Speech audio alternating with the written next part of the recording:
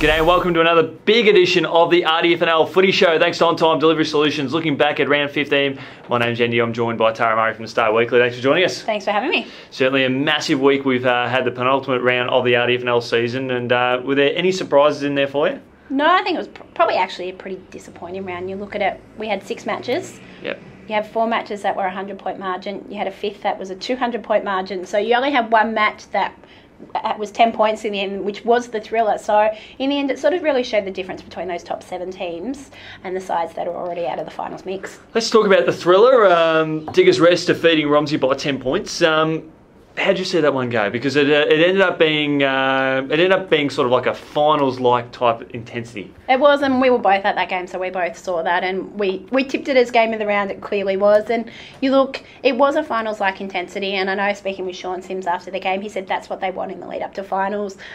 Diggers Rest probably had more of the ball, but they wasted the ball, and they said that they didn't finish off well. I think the third quarter alone, they kicked into the man on the mark 3 times, including 2 in front of goal. So you look at that, but Romsey stuck around, and early in that last quarter they looked like they were going to run over the top of Diggers Rest, which were missing players on the bench. I think they ended up with no fit players on the bench. Correct. Through injuries. So you had that, but then in the end it was just a Borough's experience showed through.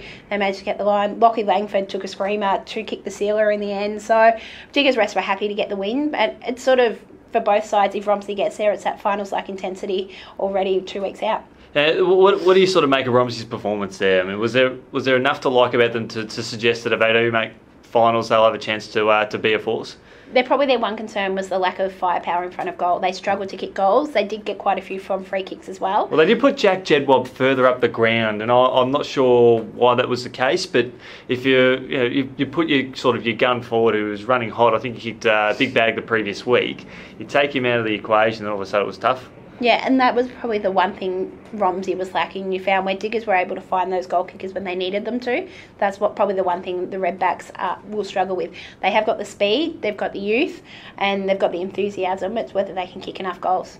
One of the big games of the weekend was Macedon, and while they had a big win over Rockbank, particularly after a strong first half, it was Jason Cook who had a day out. It was. We said last week it all but sealed the leading goal kicker award, and he definitely did it this week. He kicked 11 of their 21 goals. So in a best on ground performance, every time you think Cookie's done something spectacular, he comes and does something else. So it's helped basically Macedon's all but sealed that top spot. They'd need a massive loss in the final round, and Rupertswood to have a massive win for that to switch. So they've sort of sealed that. They've sealed a top 2 spot. So it's all good for the Cats down there. Speaking of Rupertswood, they had an impressive outing against the disappointing Wallan Hesket outfit at the GGO. It was, and that's no surprise at all. That was another one we said likely to be Rupertswood looking for a big win, and that sort of gives them that they're a game clear of Diggers Rest heading into that final round. They've got a massive percentage as well. They've got Rockbank in the final round, so that's sort of a top 2 spot basically for them, almost sealed as well. So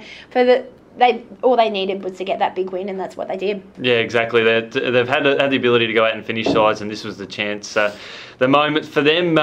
Riddell defeating Melton Centrals in probably one of the more confusing results of the weekend, because you had the Centrals come off a big, impressive win against Sunbury Kangaroos one week, but then they front up against a Riddell side that were sort of looking to try and get some form as they approach finals, and ended up getting blown out of the water. Well, this one could have been a lot closer, and that was one we thought may have been a little bit closer. But you look at that, Riddell came off a poor performance the week before against Rupertswood. They came out firing, I think it was 47-6 at quarter time. So Riddell wanted to stamp that, and basically for them it's about they just have to win to play finals. So for them that's about a bit of authority is probably a good thing as well for this young team heading into finals. You had Hayden Ross kick 8 goals, so a different leading goal kicker for them. They've had a few different players kick bags, which shows that they do have a few options up forward. And Sunbury Kangaroos recording a very impressive win against Lancefield. It was, and obviously it was another 100-point win. Could have been probably a little bit longer, little bit bigger. I know the game did finish with a bit of rain out there, so yeah. You've obviously got that, but that's confidence boosting for the Kangaroos. And you're looking at it, probably the one thing we have found, their forward line hasn't actually probably settled this year between their 4 key forwards in Pretty, Farmer, Lobb and Burgess. They kicked 14 goals. I think they all kicked 3 or 4 goals each. So that's really, really good signs for them going forward. Speaking of good signs going forward, Wallan did their finals hopes no harm with a big win over Broadford in a game that probably could have, the result could have been a lot greater if not for some inaccurate kicking. Well, you look, they had 63 scoring shots.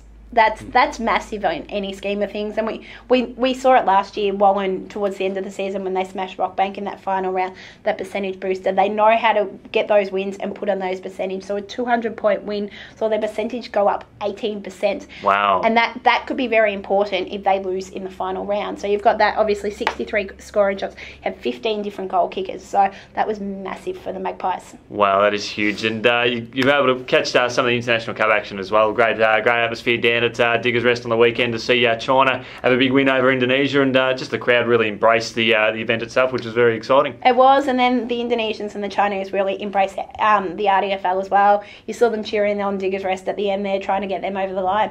Yeah, exactly. I know the Indonesian people, they did not want to leave. They were keen to have a big party, which is fantastic. And just lastly, what are some of the big stories that are featuring through your papers this week throughout the local region to keep an eye out for? So obviously I covered the Diggers Rest Romsey game. That was the main one.